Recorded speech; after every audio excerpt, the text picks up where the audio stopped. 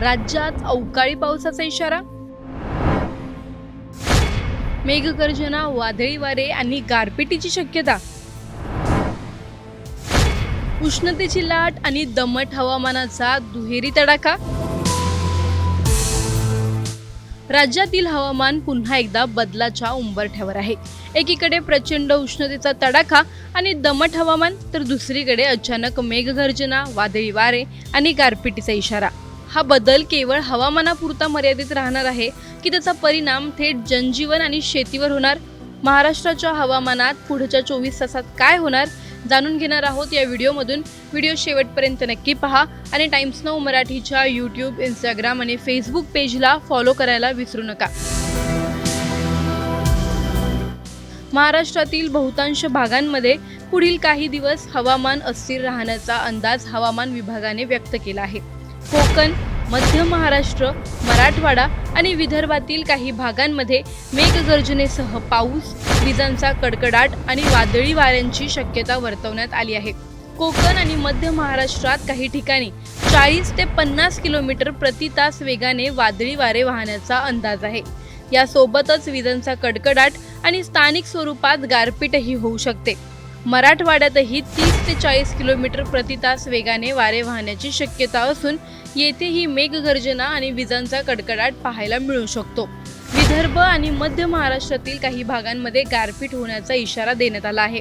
त्यामुळे शेती आणि फळबागांवर त्याचा मोठा परिणाम होण्याची शक्यता व्यक्त केली जात आहे. दरम्यान कोकण भागात उष्ण आणि दमट हवामान कायम राहील. या दमट वातावरणामुळे उकाड्याची तीव्रता अधिक जाणवू शकते. राज्यातील काही भागांमध्ये उष्णतेची लाट कायम राहण्याची शक्यता आहे. विशेषतः लहान मुले, ज्येष्ठ नागरिक आणि दीर्घकालीन आजार असलेल्या व्यक्तींनी काळजी घेण्याचा सल्ला देण्यात आला आहे. उष्णतेमुळे शरीरातील पाण्याची कमतरता, थकवा, डोकेदुखी आणि उष्माघाताचा धोका वाढू शकतो. त्यामुळे नागरिकांनी दुपारच्या वेळेत बाहेर जाणे टाळावे, भरपूर पाणी प्यावे आणि हलका आहार घ्यावा असे आवाहन करण्यात आले आहे. वादळी वारे आणि विजांच्या कडकडाटामुळे झाडाच्या फांद्या देखील तुटण्याची शक्यता असून वीज पुरवठा आणि दळणवळण सेवांमध्ये अडथळे येऊ शकतात. काही ठिकाणी कमकुवत इमारतींनाही नुकसान होण्याचा धोका आहे. शेतीच्या दृष्टीने पाहता ही परिस्थिती चिंताजनक ठरू शकते. गारपीट आणि वादळी वाऱ्यांमुळे फळबागा, भाजीपाला आणि उभ्या पिकांचे मोठे नुकसान होऊ शकते. आंबा, केळी, टोमॅटो, भाजीपाला आणि उन्हाळी पिकांवर याचा परिणाम होण्याची शक्यता आहे. शेतकऱ्यांना काढणी केलेला माल सुरक्षित ठिकाणी साठवण्याचा तसेच उघड्यावर ठेवलेल्या पिकांना ताडपत्री किंवा प्लास्टिकने झाकण्याचा सल्ला देण्यात आला आहे. नवीन लागवड केलेल्या पिकांना आधार देणे तसेच सकाळी किंवा संध्याकाळी हलके आणि वारंवार पाणी देणे आवश्यक आहे. फळबागांमध्ये विशेषतः आंबा पिकासाठी उन्हामुळे होणारी फळगळ आणि सनस्कॉल्ड टाळण्यासाठी योग्य उपाययोजना करण्याचा सल्ला देण्यात आला आहे. ज्या ठिकाणी पाण्याची उपलब्धता आहे तिथे झाडांना नियमित पाणी देणे आणि फळांना संरक्षण देणे आवश्यक आहे. जनावरांच्या दृष्टीनेही काळजी घेणे गरजेचे आहे. त्यांना थंड पाणी, हिरवा चारा आणि सावलीची व्यवस्था करावी.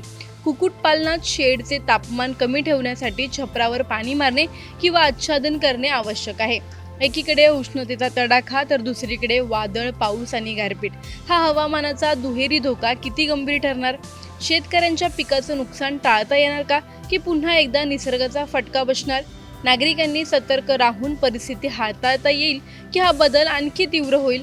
सर्वात मोठा प्रश्न म्हणजे हा फक्त काही दिवसांचा बदल आहे की पुढील काळात अशाच अनिश्चित हवामानाचा सामना करावा लागणार? तुम्हाला काय वाटतं? आम्हाला कमेंटमध्ये नक्की कळवा. व्हिडिओ आवडल्यास लाईक व शेअर करायला विसरू नका. तसंच अशा नवनवीन अपडेट्ससाठी व माहितीपूर्ण व्हिडिओजसाठी टाइम्स नाऊ मराठीला नक्की फॉलो करा.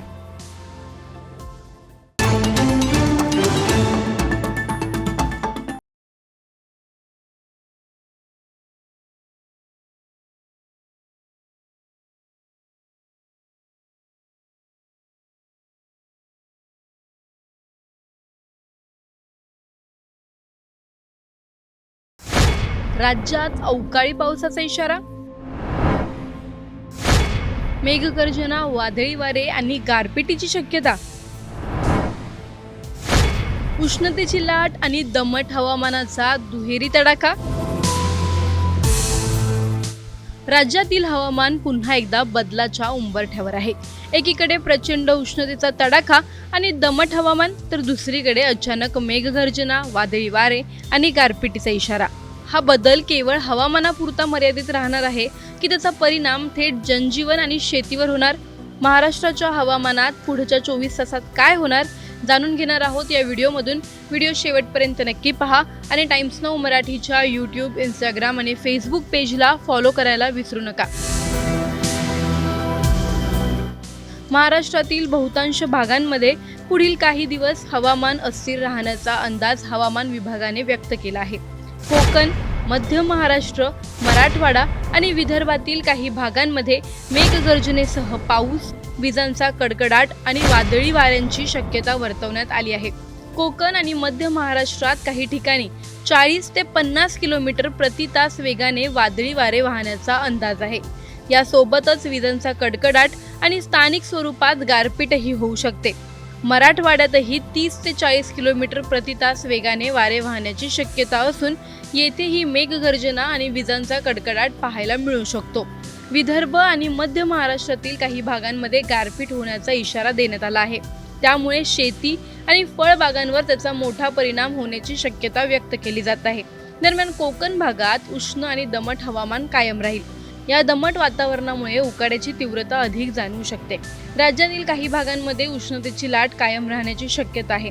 विशेषतः लहान मुले, ज्येष्ठ नागरिक आणि दीर्घकालीन आजार असलेल्या व्यक्तींनी काळजी घेण्याचा सल्ला देण्यात आला आहे.